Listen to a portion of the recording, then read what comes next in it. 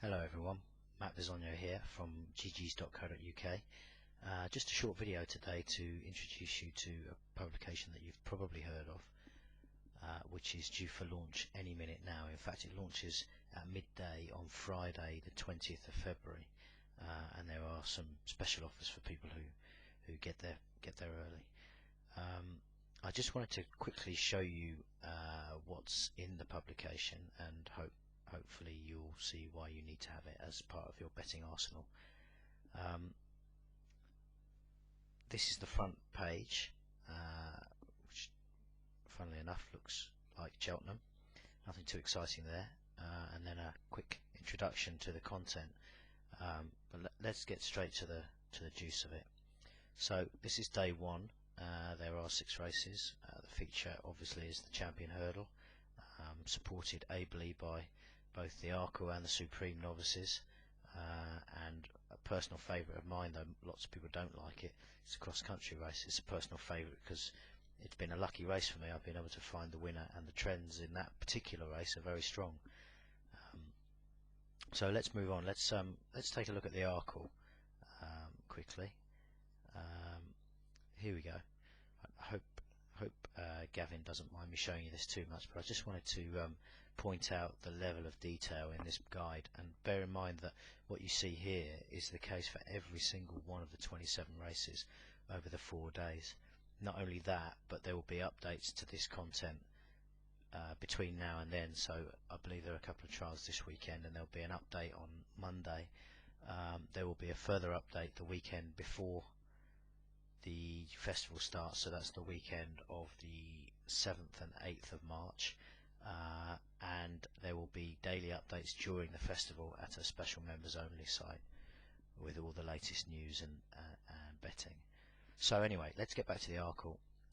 You can see there's a brief history of the race, and then some key trends information. The Arco is a strong trends race, as readers of my blog will know. We think we found the winner there. All of the trends here suit that runner.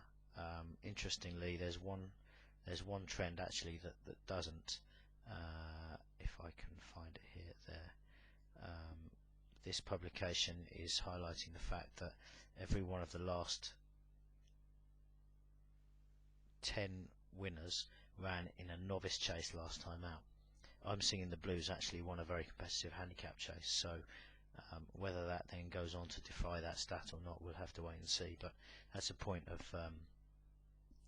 interest between my own trends review and this, and of course that's one of the things about trends, is that people choose different statistics to be material or not. You'll also find in here a list of the previous winners, and you can also see the age of the horses, the trainers, the odds of the winner, and the weight. It's pretty standard for most of them to carry 11.7 these days. Favourites finishing position, profit and loss of the favourite to £1 stake, and the winner's position in the market.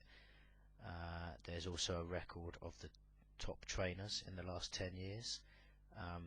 This, I think, is a very interesting addition, is the pace in the race. This is a particularly interesting element when you're looking at, for instance, the handicap races or the big field novice races, because this really will give you a view of, if your horse is a perennial front runner, and the race always seems to favour closers, then you might want to look for something else. So I think this is a really interesting piece of data to factor into your form analysis. There's a slot called Average Joe, which points out the average age, weight, last time out position, number of runs that season, days since they last ran, and odds, and various other bits and pieces of information. That's quite interesting for all you profilers out there. There's also some detail on the country of origin of each winner, and the placed horses, and indeed all of the runners, and a breakdown of how they fared. There is some detail on the key trial. So for the Arco, there was the Kingmaker novice chase, which has been won by such luminaries as Voiport Ustedes and Flagship Uberales in recent years. Also the Irish Arkle is called a trial, but in actual fact the only winner from that race in recent seasons I think is Moscow Flyer. In fact, no, he fell in 2002 before winning the Arkle. So not such a great trial, that one, I don't think. Then there's a Sandown novice, the Henry VIII, an Ascot novice, and a Leopardstown novice. An interesting feature that Gavin's introduced is where last year's winner had his run prior to the festival.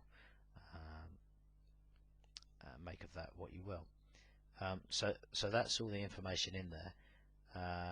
Nearer the day, I think you're also going to get horse profiles for the leading contenders, and obviously a view on the betting as the going descriptions firm up.